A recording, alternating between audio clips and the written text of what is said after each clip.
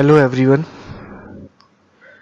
बच्चों, आज हम मोल कॉन्सेप्ट का थर्ड लेक्चर शुरू करेंगे और इसमें हम लोग लॉज ऑफ केमिकल कॉम्बिनेशन के बारे में पढ़ाई करेंगे। तो चलिए शुरू करते हैं। नेक्स्ट है लॉ ऑफ रेसिप्रोकल प्रपोर्शन। तो लॉ ऑफ रेसिप्रोकल प्रपोर्शन में क्या आएगा?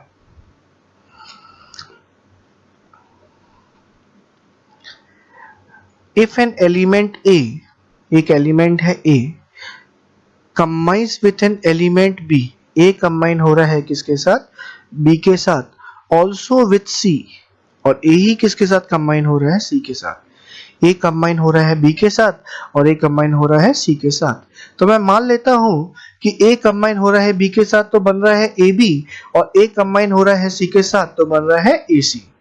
Then if B and C combine together, अगर B और C combine हो रहे हैं तो बना रहे हैं BC।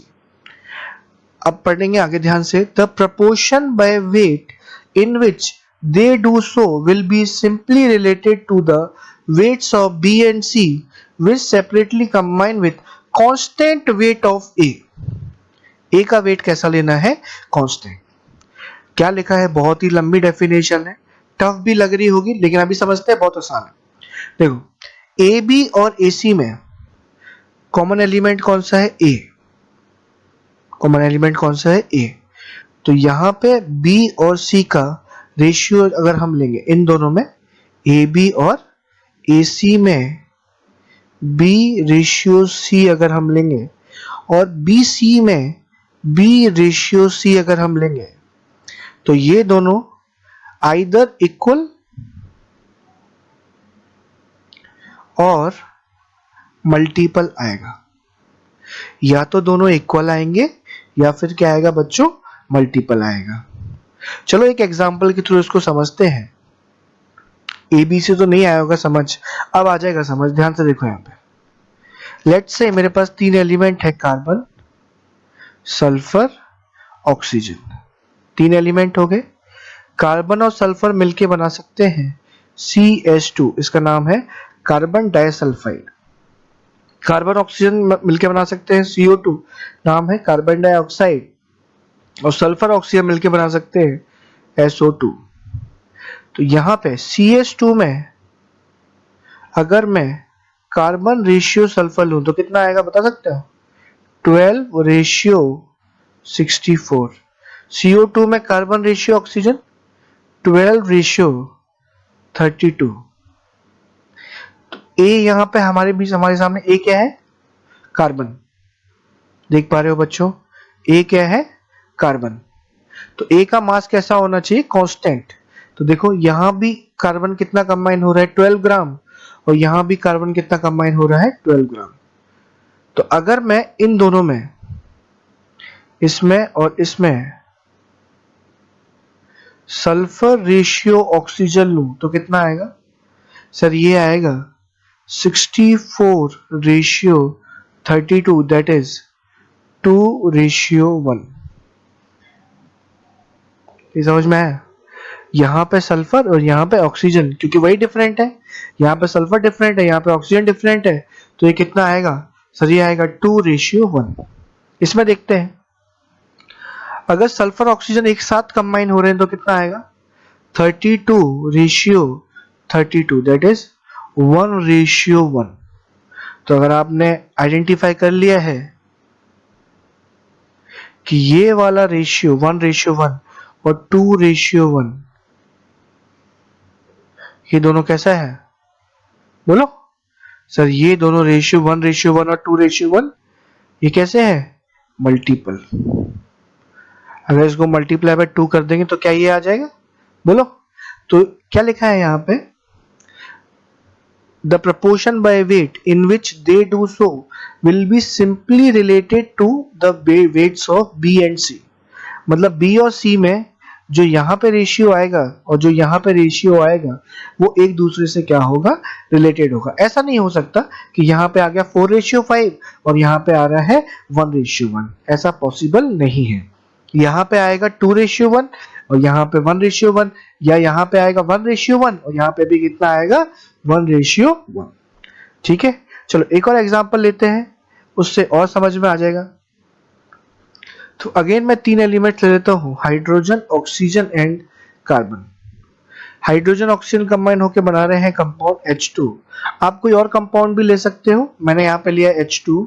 हाइड्रोजन कार्बन मिलके बना रहे हैं CH4 और कार्बन ऑक्सीजन मिलके बना रहे हैं CO2। देखना बच्चों ध्यान से, हाइड्रोजन रेशियो ऑक्सीजन कितना आएगा 2:16। कार्बन रेशियो हाइड्रोजन कितना आएगा 12:4। कोई दिक्कत?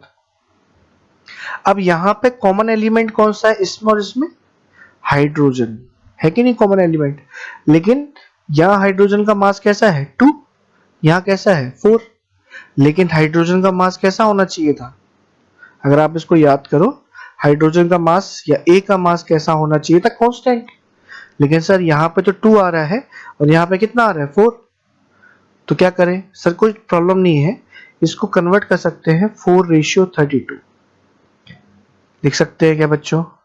तो अब यहां भी हाइड्रोजन का मास कितना आ गया 4 और यहां भी कितना है 4। तो अब इसका मास कैसा हो गया फिक्स्ड। इसका मास कैसा हो गया बच्चों फिक्स्ड। अब इन दोनों में H2O और CH4 में, H2O और CH4 में अगर मैं ऑक्सीजन रेशियो हाइड्रोजन लूं तो कितना आएगा सर? ये आएगा ऑक्सीजन रेशियो हाइड्रोजन नहीं, कार्बन रेशियो ऑक्सीजन लूं तो कितना आएगा 12:32। That is 3:8। कितना आएगा 3:8। एक बार यहां भी लेके देखते हैं, CO2 में कार्बन रेशियो ऑक्सीजन कितना आएगा CO2 में, ये लिखा है मैंने इन दोनों का, और यहां पे आएगा 12:32। That is also 3:8। तो यहां से क्या समझ में आया कि सर ये रेशियो और ये रेशियो कैसा आ रहा है, सेम आ रहा है क्या? बोलो। तो जो यहां पे सिखाया था कि ये रेशियो आइदर सेम आएगा और क्या आएगा मल्टीपल, तो यहां पे आया था मल्टीपल। लेकिन दूसरे वाले एग्जांपल में कैसा आया है सेम आया है। चलो एक और एग्जांपल लेते हैं, थोड़ा सा और क्लियर करते हैं इसको।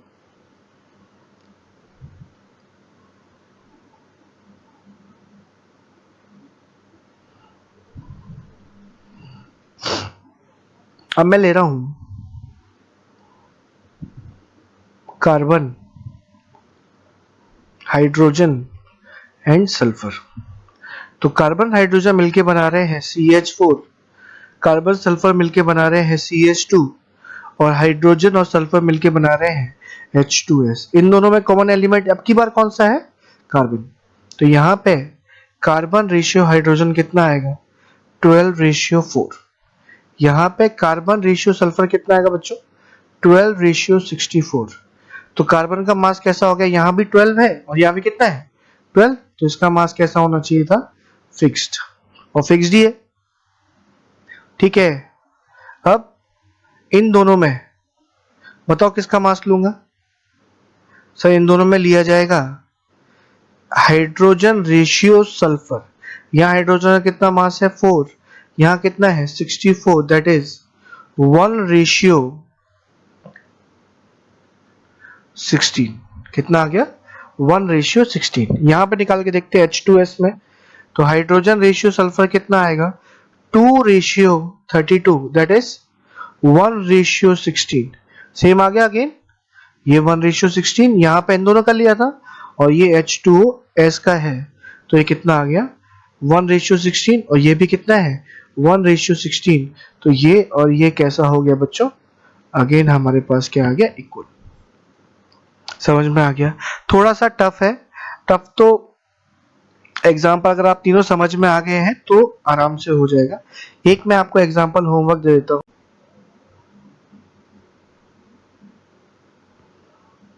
तो इसको समझ में आ गया होगा। एक एग्जांपल और इसमें मैं आपको दे देता हूं, सल्फर, हाइड्रोजन एंड ऑक्सीजन। तो सल्फर और हाइड्रोजन मिलके बना रहे हैं H2S, सल्फर और ऑक्सीजन मिलके बना रहे हैं SO2 और हाइड्रोजन ऑक्सीजन मिलके बना रहे हैं H2O। अब आप इसको सॉल्व कीजिएगा और इसमें देखिएगा कि लॉ ऑफ रेसिप्रोकल प्रपोर्शन लग रहा है कि नहीं लग रहा है। ठीक है, ये आपका होमवर्क है। आगे बढ़ जाता हूं, आगे बढ़ते हैं। नेक्स्ट लॉ है हमारे पास गे-लुसाक्स लॉ ऑफ गैसियस वॉल्यूम। बहुत ही सिंपल लॉ है, देख लेते हैं क्या लिखा है। व्हेन गैसेस कंबाइन, सबसे इंपॉर्टेंट बात पहली लाइन में लिखी है, व्हेन गैसेस कंबाइन। ये लॉ सिर्फ और सिर्फ कब लगता है, जब रिएक्टेंट भी गैस हो और बनने वाला प्रोडक्ट भी क्या हो, gas. are produced in a chemical reaction, they do so in a simple ratio by volume। Example समझते हैं, यहाँ लिखा हुआ example H2 plus half O2 से H2O। यहाँ पे हाइड्रोजन भी गैसियस फॉर्म में है, ऑक्सीजन भी गैसियस फॉर्म में है और H2O भी कौन सी फॉर्म में है, गैसियस फॉर्म में। हाइड्रोजन का कितना ml है, 100 ml। ऑक्सीजन का कितना ml है, 50 ml। और H2O का कितना ml है, 100 ml। तो क्या लिखा है, they do so in a simple ratio by volume. इस लॉ को law of definite proportion by volume भी कहा जाता है। क्या कहा जाता है, लॉ ऑफ डेफिनेट प्रपोर्शंस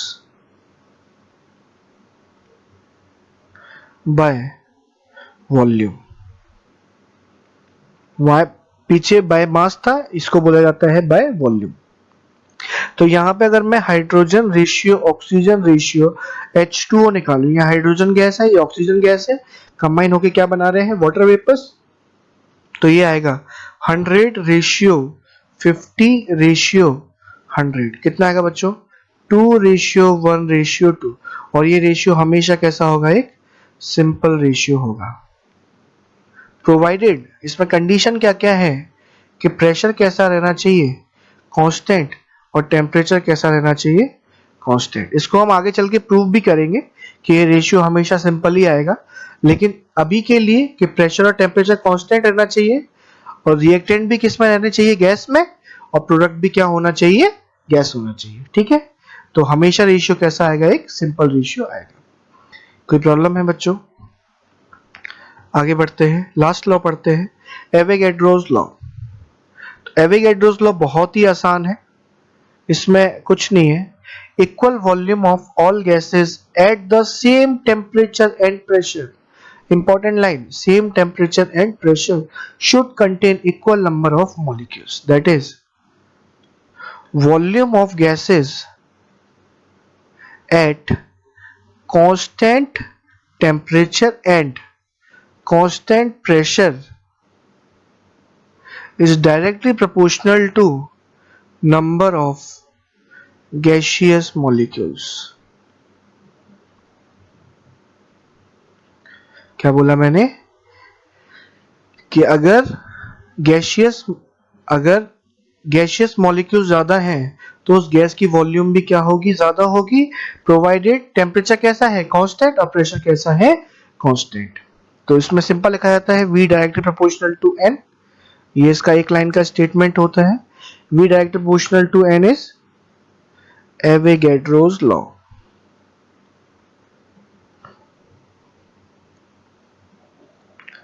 तो बच्चों यहां पे हमारा लॉ ऑफ केमिकल कॉम्बिनेशन खत्म होता है। ये जो V directly proportional to N है, इसको हम आगे चल के प्रूव भी करेंगे 1-2 क्लास के बाद। अब आप लोग इसको एक बार रिवीजन कर लीजिएगा, सबका लिख लीजिएगा। आप लोग चाहे तो स्क्रीनशॉट भी ले सकते हैं अगर मोबाइल से पढ़ रहे हैं तो। उसके अलावा अगर आपको ये वीडियो पसंद आया तो इसको लाइक कीजिए, मेरे चैनल को सब्सक्राइब कीजिए और ऐसे ही पढ़ते रहिए और जेईई और नीट के लिए। Thank you very much.